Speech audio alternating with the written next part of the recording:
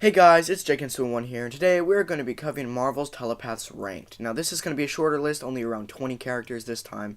I'm going to try to make this as short as possible. And I know I just came out with the Star Wars video, but I'm not rushing through these. I'm still taking time on the lists. I'm just really backed up. I have a lot of lists that I have yet to make into videos, so this is just going to be the next one. This idea was partially inspired by Braxior 11 when we were talking in the comment section. Again, make sure to leave a like on this video if you enjoy it. Subscribe to my channel and hit that notification bell. Now let's get right into Marvel Telepaths Ranked. Starting off this list at number 22 is Maximus the Mad. Maximus the Mad isn't actually a traditional telepath. He's extremely intelligent. However, his raw intelligence and brain power allows him to perform mind kind of tricks on the weak-minded, such as making them feel physical pain and making them go kind of crazy for a little bit. He is the brother of Black Bolt. His main quirk is intelligence, but he also does have a bit of a mind control aspect to him, so that's why I slid him right on this list and why he comes in right here at number 22. Psylocke rolls onto this list at number 21. Now, I know that she seems a little bit low on this list, but let me explain. Psylocke isn't actually a traditional telepath either. She is powerful, but mostly her psionic energy is used into making projection weapons, such as her iconic purple blades that are strong enough to kill the likes of Wolverine because psionic energy can cut through adamantium. She's extremely powerful, but not quite in the way you would think, so when it comes to fighting standard telepaths, she's not quite at the bar. So that's why I ranked her right here, just above Maximus, who's the other not normal telepath, at number 21. At number 20, we have Captain Comet. Now, Captain Comet isn't actually that well known of a character, but essentially, he's a superhero who controls energy manipulation, has super strength, all the works, except he also has a psionic power. He doesn't use it very often, but when he does, he's vastly powerful, able to take on the likes of Thor and other extremely powerful characters. However, he's not insanely ridiculous like a lot of the Marvel telepaths have grown to become, like Professor X or Moondragon and stuff like that. He's still kind of on a normal scale. He can dominate one person's mind at a time, and that's pretty much it, occasionally rising to a small group. So that's why he ranks in just above the likes of Psylocke and the other irregular telepaths at number 20. At number 19, we have Saturn Girl. Now, Saturn Girl is a character that was introduced to Marvel Comics back in the 80s, and she was meant to be an Avengers counterthesis to Moondragon. By this, I mean she's weaker than Moondragon in nearly every way, but she was kind of an Avengers telepath, if that makes sense. So she had all the correct powers of a telepath and all that stuff, but compared to any other telepath you later saw in Marvel Comics, she was always getting beaten. So the fact that she was just always getting beaten, but she is an official telepath, I put her above the three other that are below her on this list. So that's why she comes in right here at number 19. Of course, just above Saturn Girl at number 18 is Moondragon. Moondragon is actually the daughter of Drax the Destroyer, back when he was a human. She was given these powers by, I believe it was the Stranger. Correct me if I'm wrong in the comment section below, but I believe the Stranger gave her powers of telepathy. She's extremely powerful. She was able to control multiple leaders on this one planet and influence the entire planet at once. And she was originally, not anymore, but she was stated to be almost on the level of that of Professor X. So she's just extremely powerful, and she's just more powerful than Saturn Girl, so that's why I placed her right here at number 18. Coming in at number 17, starting off the more known telepaths and the children of Scott Summers and Jean Grey, we have Rachel Summers. Now, Rachel Summers was introduced to fill Jean Grey's shoes when she left the X-Men for a little bit, and her powers were revealed to be not as strong as Emma Frost. When they had their first battle, it started off with Emma Frost dominating. It looked like Rachel was about to get the upper hand as she began to grow in size on the astral plane, and Emma started to become, like, really, really morbidly obese, but then Emma still pulled the win and beat Rachel. It is heavily suggested she is more powerful than Emma now, but she has never shown this. It's just suggested. And since the only canonical fight we have to go on is the one where she loses, I made her weaker than Emma on this ranking. So that's why she comes in right here at number 17. At number 16, we have the Sentry. Now, the Sentry is a character who is mostly a Superman ripoff. However, he goes into depth of more powers other than the comic Superman ones, such as a minor scale reality warping and telepathic prowess. The Void, the alter ego of Sentry, was beginning to corrupt Robert Reynolds' mind, and Emma Frost tried to tap into his mind to try to help Robert out. The Void's power was so strong that it was separating Emma from Robert Reynolds, and it was starting to fry her mind. She did overpower the Void just barely. It was even closer than her fight with Rachel Summers, which is why I placed the Sentry just above Rachel, simply because he was just ever so closer to beating Emma in their one-on-one. Predictably, coming in at number 15 is Emma Frost. Now, Emma Frost is a character who was introduced to be a counterthesis to Charles Xavier, and the whole deal with her was that on top of being a powerful telepath that at the time who could match him, she could also turn her skin to diamond. She came in as the White Queen and was able to face off against almost the entirety of the X-Men team. She was extremely powerful, and her history through the comics and her continued and growing feat base is what earns her the spot at number 15 on this list. Coming on to this list at number 14 is Mr. Sinister. Now, Mr. Sinister more than earns his place on this list here for a multitude of reasons, but the main one where I put him right here is because of his battles with Jean Grey. Now, at the time in her X-Men days, Jean Grey was just more powerful than Emma Frost. However, when she met up with Mr. Sinister, he just barely beat her in a fight. Of course, at the end of her days, she would easily be able to beat Mr. Sinister, but at that time, using the rule of transitive relation, we can see that if Jean is just as powerful or more than Mr. Sinister, and she's much more powerful than Emma, then Mr. Sinister is stronger than Emma. So that's what I put in right there, and that's why he earns his rank just above Emma at number 14. Number 13 on this list is Quentin Quire. Now, if you're wondering why Quentin Quire is above Mr. Sinister on this list, I'll tell you why. Jean Grey was able to beat Emma Frost. It wasn't an easy battle, but she could still do it. And then she was just almost as strong as Mr. Sinister, okay? They're still somewhat close. But when Emma Frost directly fought Quentin Quire, when she lost, she stated that his thoughts moved at light speed, which is absolutely insane. And then he loses to Xavier, of course. But he's a potential host for the Phoenix Force and all that crazy stuff. It just shows how immensely powerful he is. And so I feel like he really earns a spot just above Mr. Sinister at number 13. Coming on to this list at number 12 is base level Jean Grey. This should seem a little bit off, as Jean Grey is commonly regarded to be either the first or second most powerful telepath in all of Marvel publication. But don't worry, I'm not going to go too into it when I'm talking about her. I'm just going to tell you who's past her. Basically, I'm going to explain why she's here when I'm talking about the other people. So, just for now, be calm. Jean Grey is right here at number 12. Coming in just above his mother at number 11 is Cable. Now, the reason why Cable's on this list isn't actually that great, the reason why he's this high, and it's because Strife, his identical clone with the exact same amount of power as he does, but minus the technogenic virus, was able to completely shut down Jean Grey. Which, if his clone is that powerful and Cable can sometimes beat his clone, that suggests that Cable would be on that level of power. So that's kind of the logic I used. I said that because his clone is that powerful, he's likely that powerful. I know the techno-organic virus kind of stunts him, but he's still shown to be almost as powerful or even just above his mother, and that's why he comes just above her base form at number 11.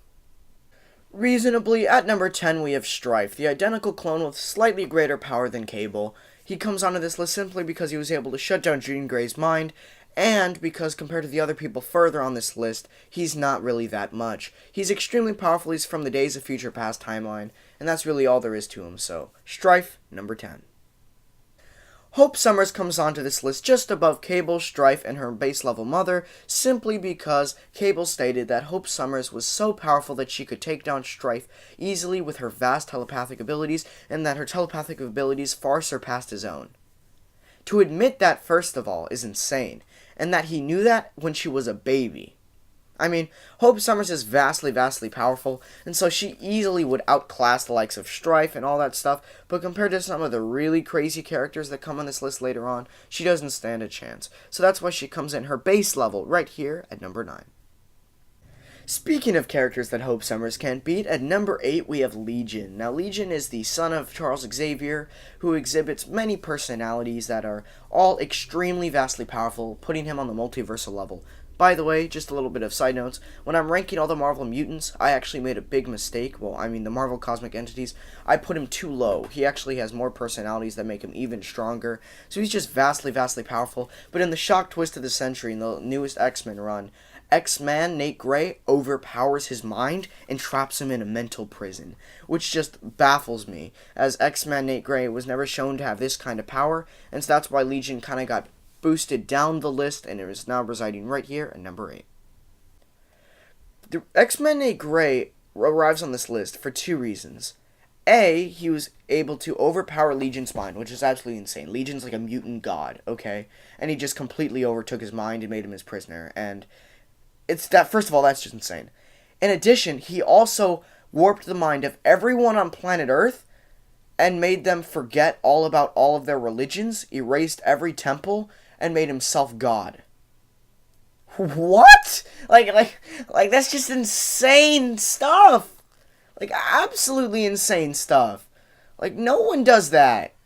Oh my gosh. And he overpowered Apocalypse mentally, but that's not that hard. So, oh my gosh, dude. Like, I'm surprised he's not higher on this list until you see who's after him. And you still might debate with me. Please do in the comments, by the way. So he's just insane. So that's why he ranks in right here at number 7.